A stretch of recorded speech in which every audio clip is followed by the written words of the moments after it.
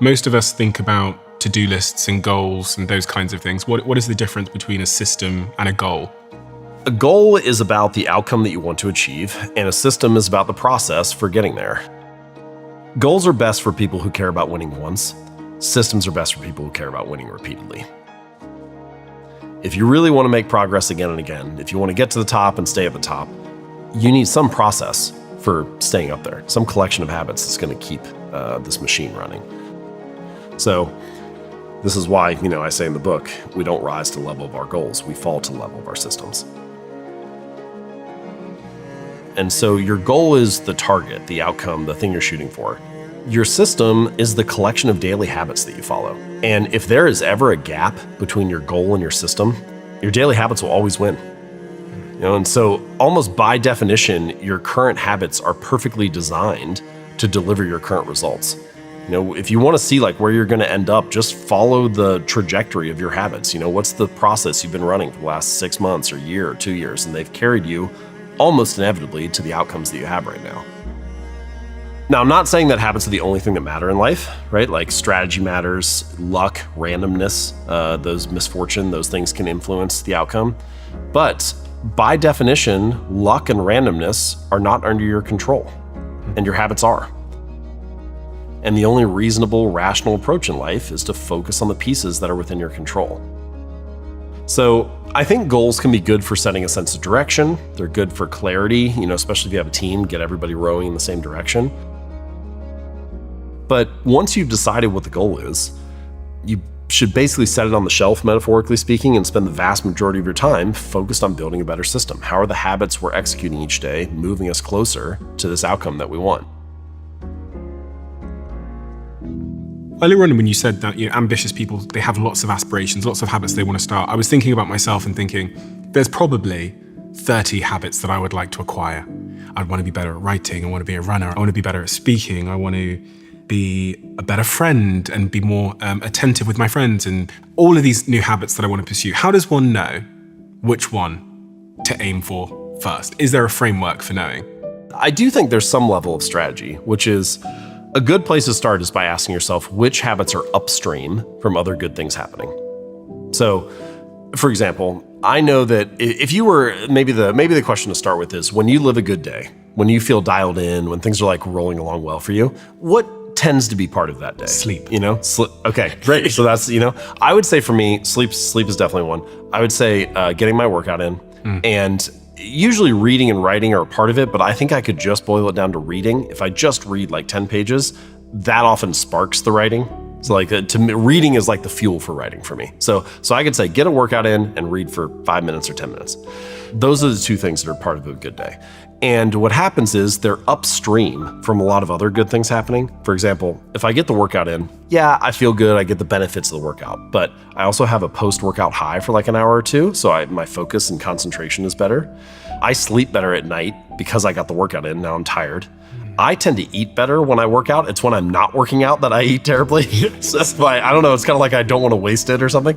So at no point was I trying to build better focus habits or sleep habits or nutrition habits. Those just came kind of as a natural consequence of getting the workout in. So what are those things that you do that are upstream from other good things happening? I think those are good anchor habits to start and focus on. If I could add another one for myself, I would say it's a little bit of time. It's really just time to think, but it's time to reflect and review.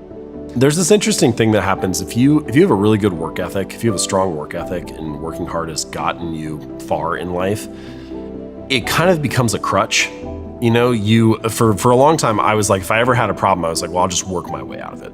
I'll just work harder on it until I figure it out. And that's great. That's really powerful for a lot of things.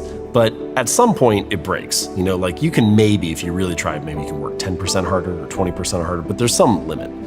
But if you work on the right thing, well, you could get 100x the result or 1000x the result. And so if you just keep your head down and work hard, it's very unlikely that you'll be spending your time in the highest and best way.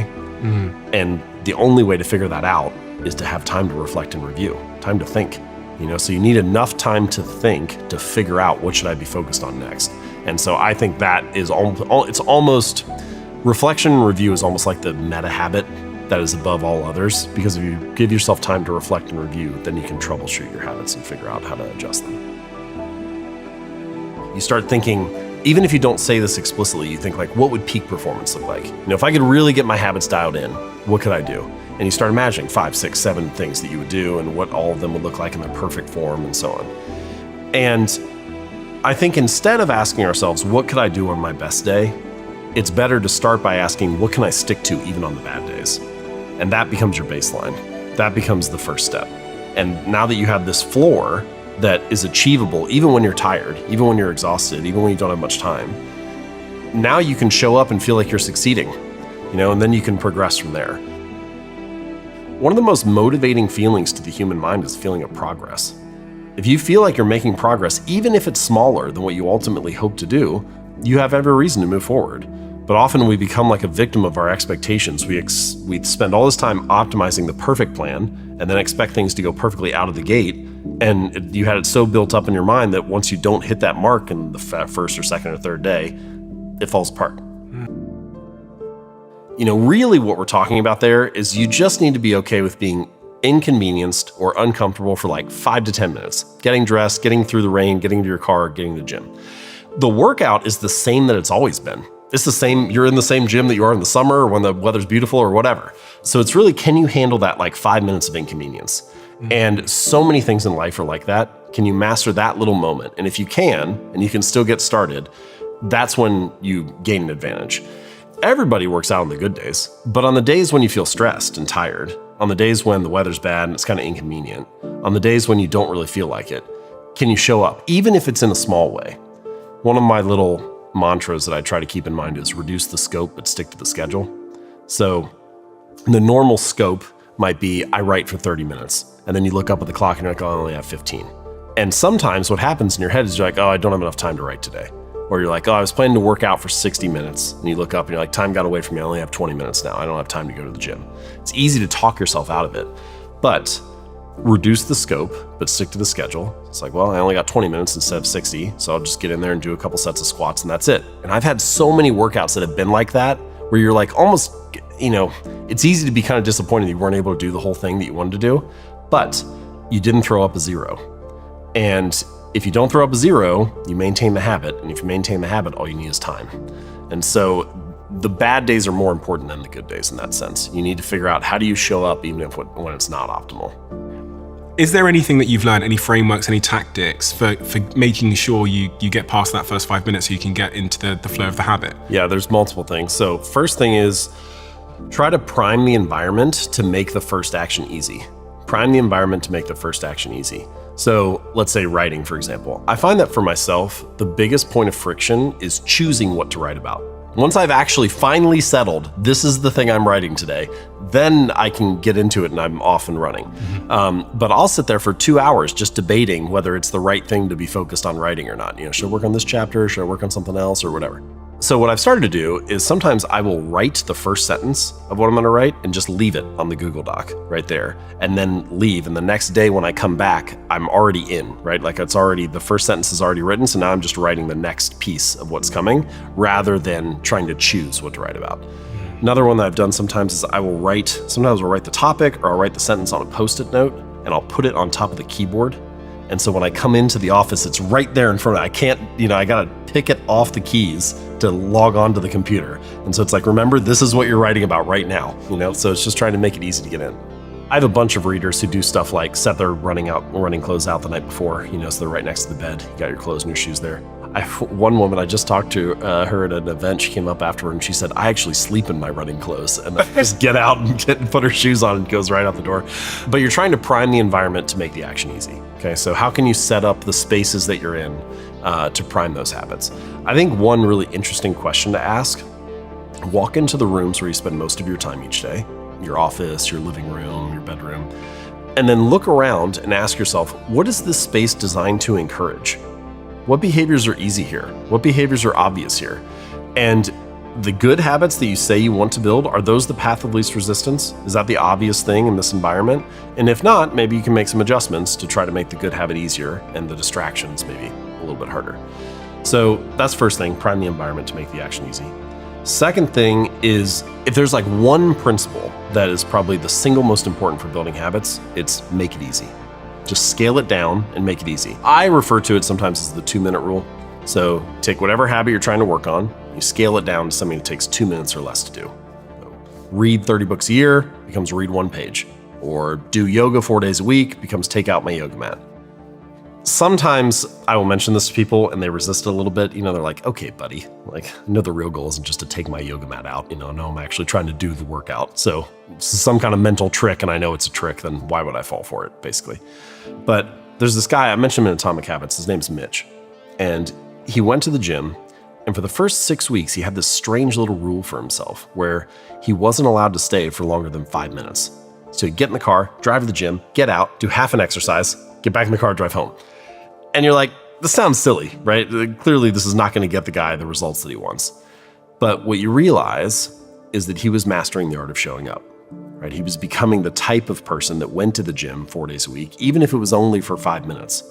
And so I think this is kind of the deep truth about habits, which is a habit must be established before it can be improved. It has to become the standard in your life before you optimize and scale it up into something more. There's that quote from Ed Lattimore where he says, the heaviest weight at the gym is the front door. There are a lot of things in life that are like that. And so by trying to make it easy to master, easy to get started, then you're in the game. Now you're in the arena. There's all kinds of things you can improve from there. A lot of the time when someone sits down and they want to build a new habit, they don't say this, but what they kind of assume is what it would mean to be successful with this habit is that I do it for the rest of my life. And that if at some point I'm not doing it, then that must mean that I failed or I quit on it. But that's not how it is at all. Like, things have a season, and so habits have to change shape over time. Let's take my my writing habit, for example. The habit that launched my career was I wrote a new article every Monday and Thursday, and I did that for 3 years. So the first 3 years, 150 articles, write twice a week. That was a great habit. They were like 2,000 word pieces or so. But then I signed the book deal for Atomic Habits. I didn't have the capacity to do that and also write the book, so that had to change. I wrote the book for like 3 years, and then the book came out, and now I write a newsletter once a week, and that's much shorter. But I kind of feel like my writing habit is maintained that whole time. It just changed shape. But that's fine. It just needed to shift based on the season. But I don't know. People, they get so attached to one form of a habit sometimes that they don't realize that it's no longer serving them. And I think that's one of the trickier things to give up, is a habit that used to be good for you, that used to work well, but no longer serves you in your current season. I find that I'm kind of a slow learner with that. A fundamental part of life is trade-offs, and you cannot be good at everything at the same time. So this is true across projects. If you try to do 7 things at once, spreading yourself thin in 7 different ways, very hard to be excellent. For me, what I think about is life has a series of seasons, and life has a series of sequences. So let's say it's not always exactly 10 years, but let's say the big movements in life are roughly 10-year buckets, right? So like for me, building my first business, that was kind of like a 10-year thing, and eventually it led to the launch of Atomic Habits. You maybe get 5 or 6 of those in your adult life. Some of those things make sense to do in a different order than others. Like, if you want to travel the world and see a bunch of places and party in Ibiza, you're probably not going to do that in your 60s. You can. There's nobody's saying you can't, but some things are probably better sequenced in other spots. Obviously, there's, especially for women, there's a certain limit on if you want to have a family, what decades that happens in. So yeah, it's just a matter of sequencing and prioritization. If you look at the tapestry of your life, what do you want the big movements to be, and where do those seasons need to slot in? There is no right answer, but it's interesting. As soon as you realize it's a finite number, and as soon as you realize that trade-offs are always going to be a reality, you have to deal with that in some way.